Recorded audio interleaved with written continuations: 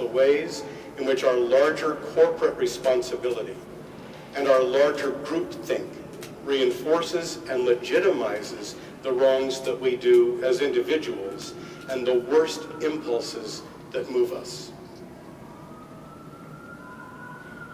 That's Ash Wednesday. But understand that that is not the whole story.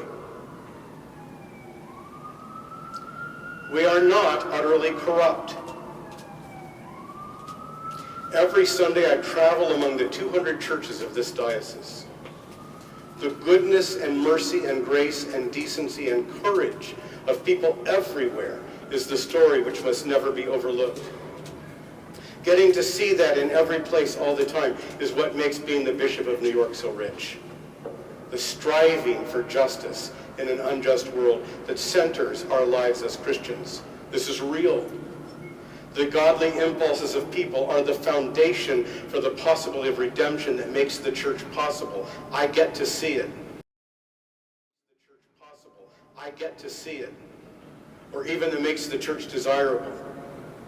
We are those who have responded to the invitation of God in Christ to a new and transformed life. And I have never been anywhere in any church in this diocese where I have not seen the evidence of the kingdom erupting in our midst. And if the call to repentance and the enumeration of sin on Ash Wednesday, which we must do, blinds us to the miracles and wonders that God is doing in and through us and our church, we will never really understand what this day is about. Like the Cimabue crucifix, we are created magnificent by the love of God.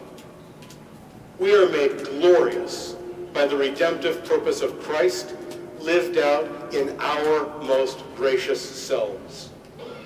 We shine with the light and brilliance of the Holy Spirit and with the heroic infrastructure which the baptismal promises and possibilities have erected within us. Else how would we ever inspire anyone else to come and join us in this adventure?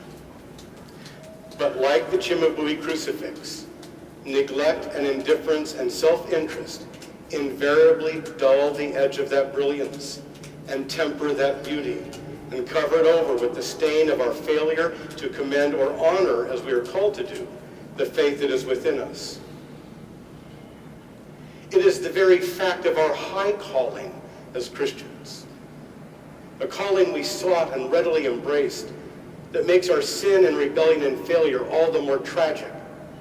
For from those to whom much is given, much is expected. And when that which is given is the Holy Spirit of God and the kingdom of heaven, the expectations are absolute.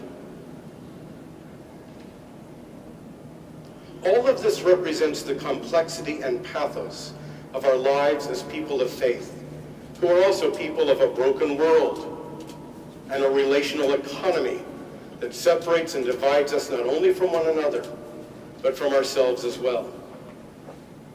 St. Paul said, I don't understand myself at all. I know what is right. I want the right. I desire to do what is right. I intend to do what is right. And even while knowing the right and while I'm trying to do the right, I do the wrong anyway. And it is that, the mingling of the best and the worst within us, the rising up and the falling back, the unrealized hopes placed on us by one another and by God, that is the special thing of Ash Wednesday. We are all possibility and impossibility at the same time. When Jerusalem was torn down, and the Israelites had wooden beams and yokes laid on their shoulders, and were led away into servitude, the psalmist sat by the bank of the river in Babylon and wept and asked, how can I sing the Lord's song in a strange land? But how do we live? How can we live when we discover that we are exiled in our own selves? That the strange land is our own bodies, our own minds, our own spirits. I have looked in the mirror and so have you, and found my own eyes as hard to look into as Jesus' eyes on the Cimabue crucifix. I know and I can see my own hubris and neglect and failure. I know the things that I have done, and I am sorry. And all of that remains my constant companion. But I also know that I love God. I desire an authentic experience of Christ. And I know the self I very deeply long to be. And I've seen those beautiful colors stained and muted by the shame I carry within. And that's why I have to come here today. It is never our own triumphal selves that we bring before the altar, nor is it our wretched depravity.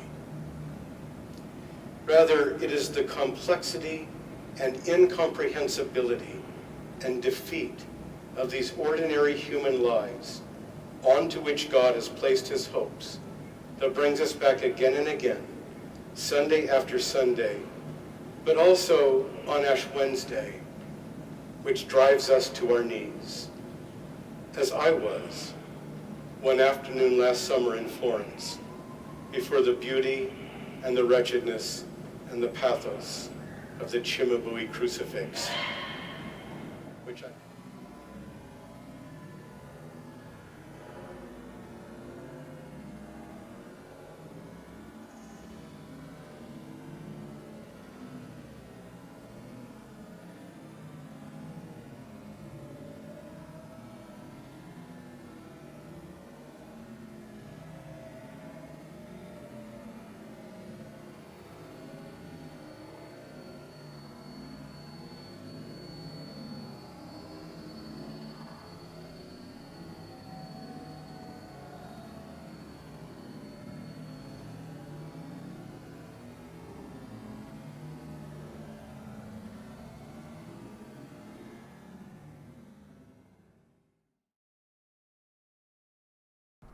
If I were to stop my sermon here, all that I have said so far would be without purpose, even wasted, as are too many sermons from pulpits throughout Christendom. But I am here with purpose today. So allow me to continue a few minutes further, both for those of you in the church today, but even more for the many more who I hope will watch and listen to this video, the much larger congregation of Trinity Church, and the even many more interested in Trinity and its place in this community. As the presiding bishop of the Episcopal Diocese of New York, I have an obligation to provide leadership, especially in places and at times at parishes in the diocese when leadership is lacking. Trinity Wall Street is experiencing just such a moment now, with the recent departure of the now former rector. I know under these circumstances, I have the opportunity and power to influence some of the upcoming decisions here at Trinity Wall Street, and it is my intent today to do so. Trinity Wall Street has not been the shining example of the inclusive and interactive community it should be, even more so with the great fame and wealth it possesses and where it stands at these very famous crossroads of Broadway and Wall Street in New York City. Trinity Wall Street is normally ruled over by an authoritarian rector chosen in secret by a small committee and imposed upon the congregation. This must stop now if Trinity Wall Street is to be a true Christian community. It is time the choice of a new rector to become a very open, wide-ranging, and inclusive process in which all the members of the congregation must vote to decide who the next rector will be. In the same context, I cannot also ignore that there have been 18 rectors in the long history of Trinity Wall Street, dating all the way back to 1696. Each and every one of these rectors have been middle-aged white men. Every one.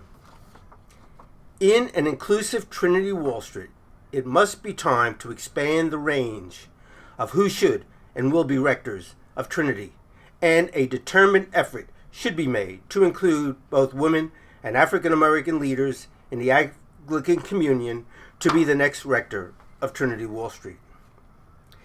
In this context, we should be very mindful of the fact that the first church building that stood on this site 300 years ago was, for the most part, built by African American slaves and who could not worship here. Further, in an age where we are finally trying to achieve gender equality in our church and in the larger society, how is it also possible no women have ever been rectors of Trinity Wall Street? It is my strong recommendation that the congregation seize the moment and address both issues in the selection of a new rector. Let me address the equally important issue of the Trinity Wall Street vestry. Of the 200 parishes in this diocese, Trinity Wall Street has the horrible distinction that its vestry is not composed solely of members of the congregation. In fact, the majority of the vestry of Trinity Wall Street are not members of this parish. That must stop. And this, there are not even valid vestry elections here. The selection process is fully controlled by rectors, and the number of candidates for vestry election is also exactly the number of openings there are on the vestry. That is not an election. It is election fraud. This too must stop now. As to the fabulous wealth of this parish, over $5 billion and possibly as much as $10 billion. All the assets of every Episcopal parish, by definition, and by New York state law in this diocese, are owned by the congregation. Yet here at Trinity Wall Street, the congregation has been removed from decision-making, even knowledge about the full financial information of the parish and all its assets and all its spending.